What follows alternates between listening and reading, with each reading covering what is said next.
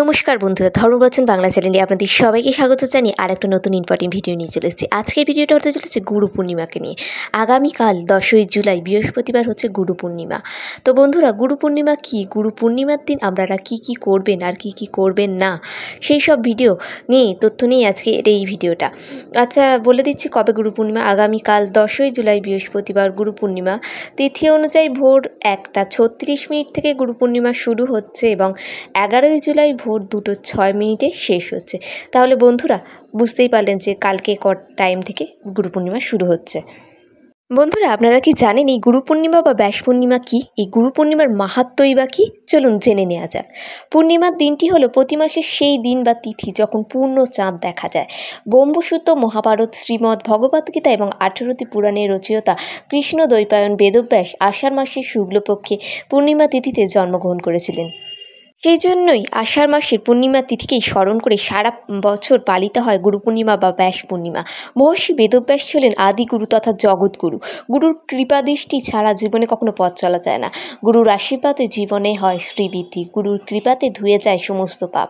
সেই জন্য গুরু পূর্ণিমার তিথিকে গৌড়ীয় বৈষ্ণবগণ বেদব্যাসকে গুরুরূপে স্মারক করে পূর্বেই পালন করেন। গুরু পূর্ণিমা একটি বৈদিক প্রথা, যার মধ্যে শিষ্য তার গুরুকে শ্রদ্ধা প্রদর্শন করে। শুভ ব্যাস পূর্ণিমা তিথি তথা গুরু পূর্ণিমা মহামতি ব্যাসদেব সকলের মনে শুভ সংস্কার তথা আধ্যাত্মিক মতি প্রদর্শন করেন। বন্ধুরা, আপনারা কি জানেন এই গুরু শব্দের অর্থ কী? চলুন জেনে নেওয়া যাক। প্রসঙ্গত এই গুরু শব্দের কিন্তু একটা অন্তর্নিহিত অর্থ রয়েছে। গু প্রথমে যে গয়ের দীর্ঘ রয়েছে, কথার অর্থ হলো অন্ধকার বা অজ্ঞাত, এবং রু কথার অর্থ হলো তেজ বা আলো। তাহলে গুরু শব্দের মূল অর্থ হলো মানুষের অজ্ঞাতার অন্ধকার দূর করে মানুষকে আলোর পথে নিয়ে চলেন যিনি, তিনি সেই ব্রহ্মপুরুষ, তিনিই গুরু। আর সেই কারণেই একজন মানুষের জীবনে গুরুর অবদান থাকে সব থেকে বেশি। একজন গুরুই পারেন তার শিষ্যের জীবন থেকে ভগবদ্গীতার জ্ঞান প্রদর্শনের মাধ্যমে যাবতীয় অন্ধকার দূর করে দিতে। জীবনে আপনারা বলতেই পারেন যে গুরুর ভূমিকা কী। প্রাচীনকাল থেকে এই দেশে রয়েছে গুরুদেবদের সম্মান দেওয়ার প্রথা। গুরুর দেখানো পথ ধরেই শিষ্যরা এগিয়ে যান। কোনো ব্যক্তি শান্তি, আনন্দ, মোক্ষ প্রাপ্ত করতে পারেন গুরুর দেখানো পথ থেকেই। তাই গুরুকে শ্রদ্ধা জানাতে বৈদিক যুগ থেকেই গুরু পূর্ণিমা পালিত হয়ে আসছে। সন্ত তুলসীদাস তার লিখিত গ্রন্থ রামচরিত মানসে উল্লেখ করেছেন, গুরু বিন ভব তরুহ না কই, অর্থাৎ গুরু ছাড়া উদ্ধার নেই। ভগবত ভজনের মূল উপায় কৃপাস্বনী তিনি। অন্ধকার থেকে দূরীভূত করার তৎপ্রদর্শক শিক্ষা মন্ত্র সাধনে পরমেশ্বর শ্রীকৃষ্ণের জন্মতত্ত্ব, বিচারতত্ত্ব, লীলা মহিমা, ভগবানের প্রতিটি লীলার পেছনে ঢুকিয়ে আছেন শিক্ষণীয় তত্ত্ব, যা বোঝায় গুরুর কৃপায় প্রথমে আমাদের আত্মিক চেতনা বিকশিত হয়, দ্বিতীয়ত ভগবানের সাথে আমাদের নিত্যকালের জন্য যে সম্পর্ক সেটা দৃঢ় হয়। জড়জগতের অজ্ঞানতা অন্ধকার থেকে জ্যোতির্ময়ের পথে চালিত হতে পারি আমরা গুরুর দেখানো পথ দিয়ে। তাই তাকে গুরুদেব বলা হয়। গুরু কৃষ্ণ রূপ হন শাস্ত্রের প্রমাণে। গুরুরূপে কৃষ্ণ কৃপা করেন ভক্তগণে।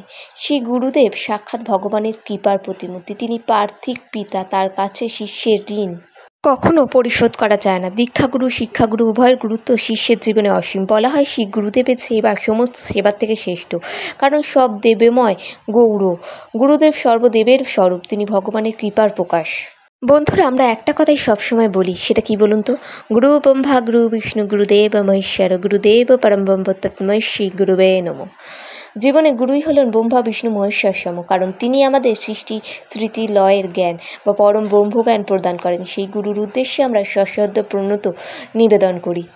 বন্ধুরা, আপনারা জানেন গুরু পূর্ণিমা বা ব্যাস পূর্ণিমার মাহাত্ম্য কী? চলুন জেনে নেওয়া যাক। হিন্দু শাস্ত্র অনুসারে মহর্ষি কৃষ্ণদ্বৈপায়ন বেদব্যাস ছিলেন পরাশর ঋষি ও সত্যবতীর পুত্র। তিনি ছিলেন 3 জগতের জ্ঞানী। ত্রিসূত গোস্বামী বলেন, একসময় ব্যাসদেব সূর্যোদয়ের সময় সরস্বতী নদীর জলে প্রাতঃস্নান করতে গিয়েছিলেন। তারপর তিনি সেখানে একা বসে ধ্যানস্থ হলেন। মহর্ষি বেদব্যাস এই যুগে ধর্ম বিপর্যয় দর্শন করলেন। তিনি দিব্য দর্শনে জানতে পেরেছিলেন যে কলিযুগে মানুষের ধর্মের প্রতি আস্থা হারিয়ে ফেলবে, যার ফলে মানুষ নাস্তিক হয়ে যাবে, কর্তব্যহীন হয়ে যাবে এবং স্বল্পস্থায়ী হয়ে ধৈর্যহীন হয়ে পড়বে। এই পূর্ণ জ্ঞান সমর্পণ মহর্ষি তার দিব্যদৃষ্টি দ্বারা এই যুগের প্রভাবে জড় জগতের অধঃপতন দর্শন করলেন। তাই মহর্ষি বেদব্যাস তিনি সমস্ত বর্ণ ও আশ্রমের মানুষকে কীভাবে মঙ্গল সাধন করা যায় সেই চিন্তা করলেন। তিনি দেখলেন যে বেদে নিঃশেষিত যজ্ঞ অনুষ্ঠানের উদ্দেশ্য হচ্ছে মানুষের বৃত্তি অনুসারে তার কার্যকলাপকে প্রবৃত্ত করা। এই প্রক্রিয়াকে সরলীকৃত করার উদ্দেশ্যে তিনি এক বেদকে 4 ভাগে ভাগ করেছিলেন, যাতে যারা বুদ্ধিমত্তা দুর্বল বা যাদের স্মৃতিশক্তি দুর্বল তারা বেদ অধ্যয়ন করে উপকৃত হতে পারেন। স্ত্রী শুদ্ধ দ্বিচেচিত গুণাবলহীন ব্রাহ্মণ কুলভূত মানুষদের বেদের তাৎপর্য বোঝার ক্ষমতা নেই, তাই তাদের প্রতি কৃপা করে মহর্ষি বেদব্যাস মহাভারত রচনা করেন, যাতে তারা তাদের জীবনের পরম উদ্দেশ্যে লাভে সমর্থ হতে পারে। বেদ আলাদা করার পর ব্যাস সেগুলো নাম দেন যথাক্রমে ঋগ্বেদ, যজুর্বেদ, সামবেদ এবং অথর্ববেদ। এইভাবে বেদের বিভক্তিকরণের কারণে তিনি বেদব্যাস নামে প্রসিদ্ধ হন। এরপর তিনি তার প্রিয় শিষ্য পাইলা, বৈশম্পায়ন, জৈমিনী এবং সুমন্তকে সেই 4টি বেদের জ্ঞান দেন। বেদে উপস্থিত জ্ঞান অত্যন্ত রহস্যময় এবং কঠিন ছিল, তাই বেদব্যাস পঞ্চম বেদের আকারে পুরাণগুলি রচনা করেছিলেন, যেখানে বেদের জ্ঞান আকর্ষণীয় গল্পের আকারে ব্যাখ্যা করা হয়েছে। তাই তিনি শিষ্যকে রোমাঞ্চকভাবে পুরাণের জ্ঞান দান করেন। এরপর বেদব্যাসের শিষ্যরা তাদের বুদ্ধিমত্তার জোরে বেদকে বহু শাখা উপশাখায় বিভক্ত করেছিলেন। বেদব্যাস আমাদের আদি গুরু হিসেবে বিবেচনা করা হয়, তাই গুরু পূর্ণিমার দিন থেকে ব্যাস পূর্ণিমাও বলা হয়। কৃষ্ণ দ্বৈপায়ন বেদব্যাসের নামের অর্থ কি জানেন বন্ধুরা? চলুন জেনে নেওয়া যাক। বেদব্যাসের নামের প্রতিটি শব্দই অর্থময়। যমুনা নদীর একটি দ্বীপে জন্মেছিলেন বলে দ্বৈপায়ন, গায়ের রং কৃষ্ণবর্ণ বলে তাই কৃষ্ণ দ্বৈপায়ন, আর অখণ্ড বেদসাধ্যকে গুণবিভক্ত করেছিলেন বলে তার নাম বেদব্যাস। তিনি হলেন অষ্টচিরঞ্জীবীর মধ্যে একজন। শৈব মতে এই তিথিতে শিব দক্ষিণামূর্তি রূপ ধারণ করে ব্রহ্মার 4জন মানসপুত্রকে বেদের গুহ্যপরম জ্ঞান প্রদান করেছিলেন। দক্ষিণামূর্তির সকলের আদি গুরু, তাই শৈব বিশ্বাস অনুযায়ী এই তিথিটি দেবাদিদেব শিবের প্রতিও সমর্পিত। সপ্তর্ষির 7জন ঋষি হলেন তার প্রথম শিষ্য অত্রি, বশিষ্ঠ, পুলহ, অঙ্গিরা, পুলস্ত, মরিচ বা কেতু। শিব এই তিথিতে আদিগুরুতে রূপান্তরিত হন এবং এই 7জন ঋষিকে মহাজ্ঞান প্রদান করেন। বৌদ্ধ ধর্মমতে বোধিজ্ঞান লাভের পর আষাঢ় মাসের পূর্ণিমায় সারনাথে প্রথম শিষ্যদের উপদেশ দেন স্বয়ং গৌতম বুদ্ধ। বন্ধুরা, আপনারা ভাবছেন যে গুরু পূর্ণিমার দিন আপনারা কীভাবে পুজো করবেন, তো সেটা আপনাদের সাথে শেয়ার করছি। অন্যান্য দিনের মতোই গুরু পূর্ণিমাতে ব্রহ্ম মুহূর্তে ঘুম থেকে উঠবেন, মানে ভোরবেলা। আপনার ঘরদোর পরিষ্কার করবেন, চান টান করে পরিষ্কার কাপড় পরিধান করবেন। তারপর একটি পরিষ্কার স্থান বা উপাসনালয়, যেখানে বা মন্দিরে একটি সাদা কাপড় বিছিয়ে একটি ব্যাসপীঠ বা নিজ ইষ্ট গুরুদেবের আসন তৈরি করুন এবং বেদব্যাসের মূর্তি বা গুরুদেবের ছবি, যেটা যে কোনো গুরুদেবেরও, স্থাপন করুন। সাধ্যমতো ভগবান, গুরুদেব এবং পঞ্চতত্ত্বকে ফুল চন্দন দিয়ে সজ্জিত করবেন। ভোগের সময় ভগবানকে প্রথম ভোগ নিবেদন করার পর তারপর সেই মহাপ্রসাদ বেদব্যাস বা শ্রী গুরুদেবকে নিবেদন করবেন। আরতি করার সময় ভগবানের আরতির পাশাপাশি গুরুদেবের ছবিতেও আরতি করবেন। বেদব্যাস বা শ্রী গুরুদেব সেই উপকরণ দিয়ে নিবেদন করুন: ধূপ, দ্বীপ, পঞ্চপ্রদীপ, চামর পাখা ইত্যাদি।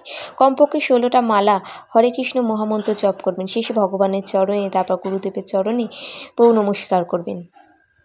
বন্ধুরা, আপনারা বলবেন যে আমরা প্রকৃত গুরুকে, কার কাছে গুরু দীক্ষা নেবো, প্রকৃত গুরুকে চিনব কী করে? বৈদিক শাস্ত্র অনুসারে দৃঢ়তার সঙ্গে বলে যে, বন্ধুরা জানবেন, একজন প্রকৃত গুরু কোনো রাজনৈতিক, সমালোচনামূলক, হিংসামূলক, আর্থিক অনটনমূলক বা লোভমূলক কোনো রকম কোনো কথা বলেন না। তিনি শুধু হলেন গুরু। প্রকৃত যিনি গুরু হবেন তিনি হবেন শুধু ভগবানের দাস। ভগবান শ্রীকৃষ্ণ কি বলেছেন জানেন? একজন আচার্যকে আমার স্বরূপ বলে দেখা উচিত এবং কোনোভাবেই তাকে অসাধ্য বা অশ্রদ্ধা করা উচিত না। তাকে সাধারণ ব্যক্তি ভেবে কখনো ঈর্ষা করা উচিত না, কারণ গুরু সর্বদাই দেবময়। বন্ধুরা, এবার আপনাদের জানাবো গুরু পূর্ণিমার দিন আপনারা কী কী করবেন না। অবশ্যই প্রথমত গুরু বা শিক্ষকের অবমাননা করবেন না। এই দিন গুরুর অপমান করা, বিরক্তি করা, তাদেরকে নির্দেশ অমান্য করা গুরুতর পাপ। গুরুর আশীর্বাদ হারানোর ঝুঁকি থাকে। এবার 2 নম্বর হচ্ছে মিথ্যা বলা বা অন্যকে ধোঁকা দেওয়া যাবে না। এই দিন আত্মিক শুদ্ধির দিন। মিথ্যা কথা বা প্রতারণা করলে পুণ্য নষ্ট হবে, কর্মফল ভোগ করতে হবে। 3 হচ্ছে অহংকার করা থেকে বিরত থাকুন। এই দিনে বিনয়ী হওয়াটা খুবই গুরুত্বপূর্ণ। নিজের জ্ঞান ও ক্ষমতা অহংকার করলে তা আত্মিক উন্নতিপথে বাধা হবে। নোংরা ভাষা বা রাগের ব্যবহার করবেন না। গুরু পূর্ণিমার দিন নিজের ভাষা বা আচরণকে পবিত্র রাখার চেষ্টা করুন। গুরু বা পূর্বপুরুষদের অবশ্যই ভুলবেন না। এই দিনে গুরু বা পূর্বপুরুষদের স্মরণ না করা, তাদের প্রতি কৃতজ্ঞতা জানানো ভুল কাজ। এতে আশীর্বাদ কমে যেতে পারে। তো বন্ধুরা, ভিডিওটা ভালো লাগলে চ্যানেলটাকে অবশ্যই সাবস্ক্রাইব করুন। কমেন্টে জানান গুরু পূর্ণিমা আপনারা পালন করলেন না করেননি।